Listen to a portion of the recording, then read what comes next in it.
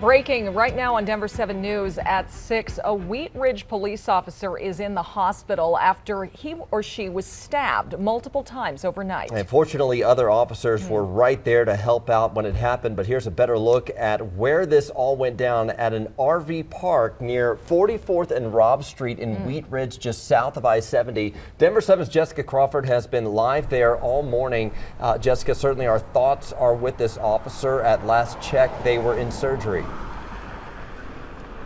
That's right, and police are deeply concerned about this officer who was stabbed. Yes, right now he is at the hospital. We are told that his family is along with him as he is trying to recover from these stab wounds. We'll give you a look at where this took place. We are here at the Prospect RV Park.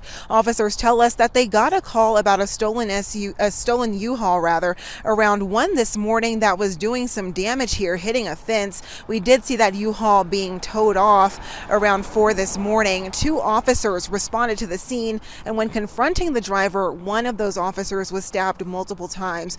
Police say that they quickly responded, and Arvada Fire Protection District did transport that injured officer to the hospital. Police got that suspect into custody. Neither the name of that suspect or that injured police officer is being released right now. We did speak with WRPD, and here's what they had to say. It's all about that training. So our officers all carry tourniquets, for instance, so they can respond when we have usually a suspect or a victim that needs medical care before paramedics can arrive. And again, police deeply concerned about their fellow officer here and how that person is doing right now. We do not know the extent of that officer's injuries, but we will update you as soon as we find out more. Live from Wheat Ridge, I'm Jessica Crawford, Denver 7. Certainly hoping for a full recovery for that officer. Thank you, Jessica. Also breaking from overnight, an Aurora toddler is safe after they were rescued from a stolen SUV. The 2-year-old and the car were originally on South Abilene Street just after midnight. Officers were able to stop the vehicle in Adams County, and investigators arrested the driver. Taking a live look now from our Lookout Mountain camera. Today is going to be colder than what we saw at the start of the week. Also, fortunately, colder than what we'll see for the rest of the week. Not sure these blue skies will last all day. Lisa has a look at our forecast. Yeah, you're right. We'll see a little increase in cloud cover. There is a slight chance for some light snow. It's going to be colder and again windy this afternoon. Take a look from Winter Park. Still a little dark, but you can see some of the fresh snow there on the ground. So if you're heading up to the mountains, you are going to find a little more today. We have winter weather advisories in purple, a winter storm warning there in pink. So we'll pick up another few inches, another 2 to it looks like about 5 inches in the mountains today. Those alerts set to expire here this afternoon. Down across parts of southern Colorado, again, fire danger remains high. Quite a bit colder this morning. We're looking at teens and 20s as you step out the door. It's going to feel more like single digits. We've seen some wind chills here in Denver down to about 0. Winds will also pick up. It's pretty calm right now. Expect to see gusts of about 30 to 40 miles per hour. It's going to make it feel colder at times again this afternoon. So highs will be right around 38 to near 42. A little warmer up to the north and northeast. Fort Morgan at 45. So cold today. It's going to be about 30 degrees warmer, though, here this weekend, Jason. So nice as we head into the first of next week. Details coming up. And right now we do have some icy conditions still in the high country. It is still going to be an icy drive on some of the highest elevations, including here over Vail Pass. You can see some of that snow up there right now. The plows have been out there working on the snow and the conditions of I-70, but still expect some winter driving conditions. Steamboat Springs, you're still also covered in snow. Take a look at the drive that we have here in town. We do have a problem spot coming in now across 270 right around York is where they're reporting it. Take a look from the camera over there, and you can see this is the eastbound side. Here's the westbound side. It first came in as the westbound side. It might be on the eastbound side, but we'll send Air Tracker 7 over there in just a minute to get a better look at it. Right now, the drive times are obviously getting heavier, usually getting heavier like this anyway on that eastbound side passing the refinery. And the rest of the drive is just getting busier in the usual spots. No other major problems just yet. We'll get a better look at that 270 situation in just a bit. Well, new this hour, the man who was named as a person of interest in yesterday's subway attack in Brooklyn made videos where he talked about violence and mass shootings. And in fact, one clip was uploaded to YouTube Monday. It created a chaotic scene yesterday. So far, police aren't revealing how he's connected to the shooting that injured nearly 30 people. But the good news today is that all of the victims will be okay, and we are hearing some of their stories. Overnight, police towed away the U-Haul van believed to be connected to the person of interest in the investigation, 62-year-old Frank James. Police say James rented the van and the keys were found at the shooting scene, along with a credit card used to rent the U-Haul in Philadelphia. If in fact the three things, the gun, the credit card, and the U-Haul are all linked to one person, you may well have this mass shooter. The rampage unfolded during morning rush hour Tuesday. Witnesses say a subway passenger wearing a neon green construction helmet and vest put on a gas mask, set off 2 smoke bombs, and opened fire. I saw a lot of people coming out of the train station. One of them was injured.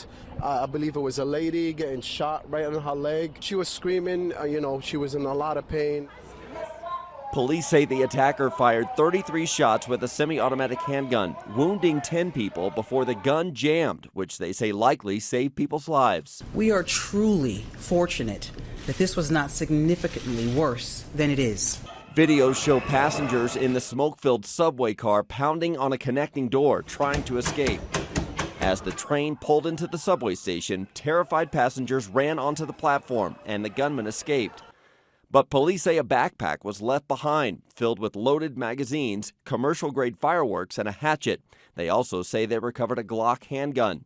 At a hospital last night, New York Governor Kathy Hochul visited some of the victims, including Horari Benkata, who was one of the first people shot. You see like a black smoke bomb going off, and then people bum rushing to the back. This pregnant woman was in front of me. I was trying to help her. I didn't know there were shots at first.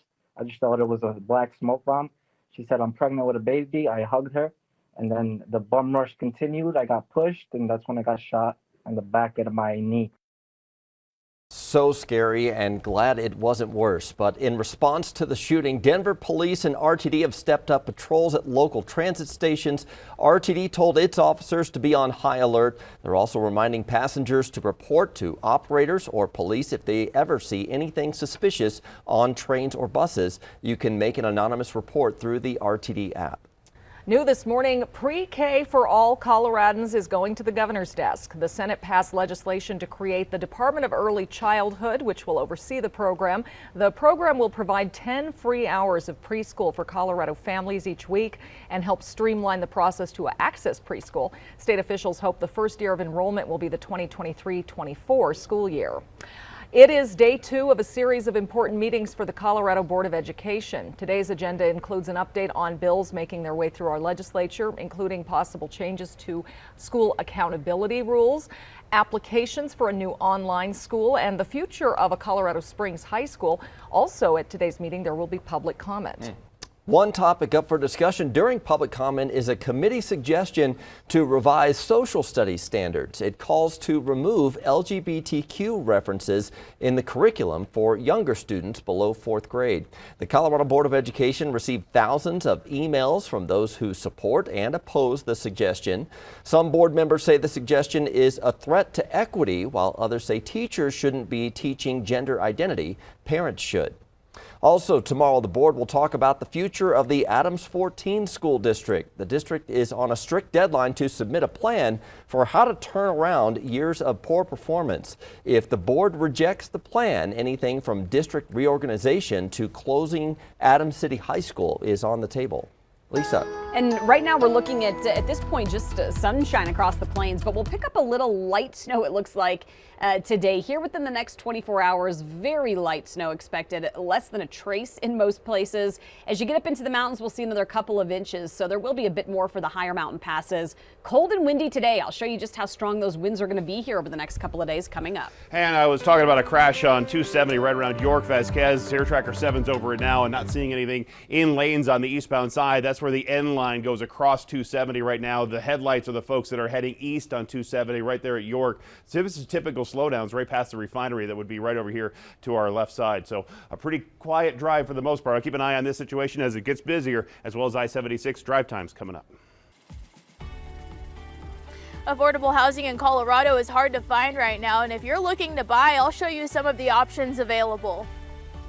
Also coming up, Lululemon wants to buy back your used workout clothes, only if they're not too used, though. Oh, there he is. Hi, Daddy. He's got a little picnic table. We're going to introduce you to the Colorado couple hosting squirrels for a daily picnic.